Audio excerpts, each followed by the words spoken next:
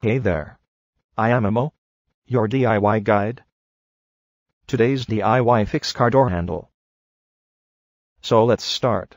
You will need the following: rags, flat blade screwdriver, Phillips screwdriver, small wrench, drill, rivets, pop riveting tool, door handles. Step 1. Remove the inside door panel from the car door. Unscrew the Phillips screws that hold the panel in place. Remove the manual window crank by rubbing a cloth behind the crank until the clip disengages. Step 2. Remove the 3 caps covering screws along back edge of door by prying them out with a tiny flathead screwdriver. Step 3. Unhook the old door handle from the long handle wires in the door.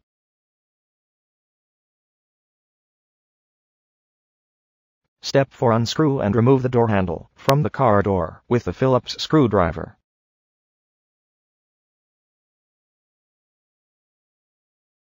Step 5. Set the new car door handle in place with the Phillips screwdriver and the old screws from the old door handle. Step 6. Connect the door handle to the wires in the door.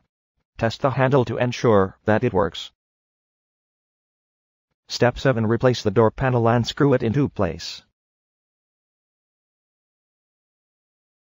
Some tips you should remember. Always wear safety glasses or goggles so that harmful elements won't hit your eyes. Make sure the car windows are rolled all the way up. Disconnect the car's negative battery cable as a precaution. Peel back the water shield on the inner door, making sure you don't damage it.